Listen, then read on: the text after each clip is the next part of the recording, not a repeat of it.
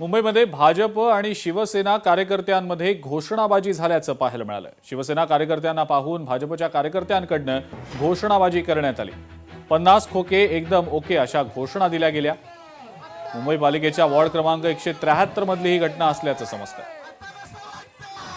मुंबईमध्ये भाजप आणि शिवसेना हे दोन्ही पक्ष एकत्र एकाच युतीमध्ये लढता आहेत। मात्र असं असताना सुद्धा भाजपच्या कार्यकर्त्यांकडून शिवसेना कार्यकर्त्यांना पाहिल्यानंतर घोषणाबाजी करण्यात आली। 50 खोके एकदम ओके अशी घोषणाबाजी यावेळेला करण्यात आल्याचं पाहायला मिळालं। वॉर्ड क्रमांक 173 मधली ही घटना आहे।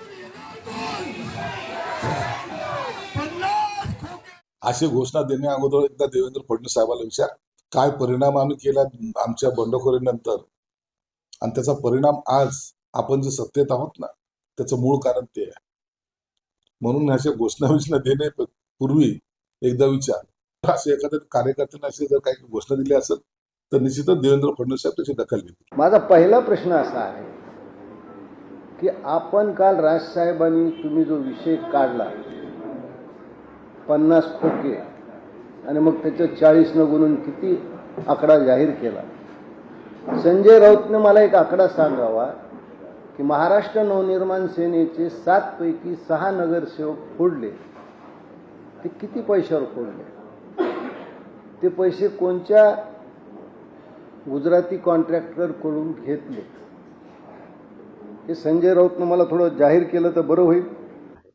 50 खोके एकदम ओके ही घोषणा आम्ही देत होतो, आता भारतीय जनता पार्टी देते।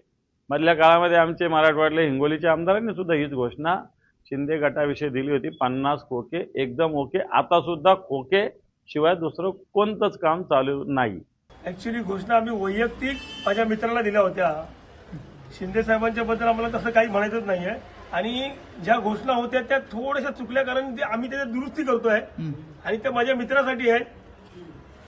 50 खोके एकदम ओके नाही। त्यांनी जी जंगम प्रॉपर्टी दाखवली एकूण निवडणूक आयोगाला ती 11 कोटी रुपये, म्हणून आम्ही घोषणा दिल्या की 11 कोटी एकदम ओके, म्हणजे 11 खोके एकदम ओके।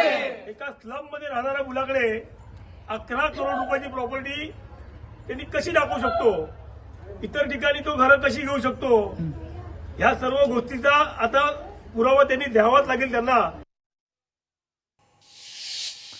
भाजपची अवस्था पिंजरा चित्रपटातल्या मास्तराप्रमाणे असल्याची घणाघाती टीका जयंत पाटील यांनी भाजपवर केलेली आहे। हातात तुणतुणं घेऊन थांबलेल्या व्यक्तीप्रमाणे भाजपची स्थिती झालेली आहे, असं टीकास्त्र सांगलीमधल्या प्रचार सभेमध्ये जयंत पाटलांनी भाजपवर सोडलेलं आहे। भाजपची अवस्था पिंजरा नावाचा एक पिक्चर होता, पिंजरा नावाचा सिनेमा होता, त्या पिंजऱ्याच्या सिनेमात ते मास्तर होता, तशी आता भाजपची अवस्था झाली। मी मास्तराला तमाशाचा नाद इतका लागला की तोच तुंतुन हातात घेऊन सर्वात पुढे उभा राहायला लागला, तशी अवस्था झालेली आहे। स्वतः जे तुंतुन हातामध्ये घेऊन फडावर उभे आहेत त्यांनी इतरांना मास्तर म्हणणं म्हणजे सगळ्यात मोठा विनोद आहे। जयंतराव, आपण राजकारणातले ज्येष्ठ नेते आहात। आपण पिंजरा चित्रपट बघितला असेल तर त्या पिंजरा चित्रपटामध्ये ज्येष्ठ अभिनेते निळू फुले यांनी जी भूमिका घेतली होती त्या भूमिकेसारखे तुमची अवस्था झालेली आहे। त्यामुळे तुम्ही इतरांवर टीका करू नका। लोकशाही मराठी ऐका, पहा, जागरूक रहा।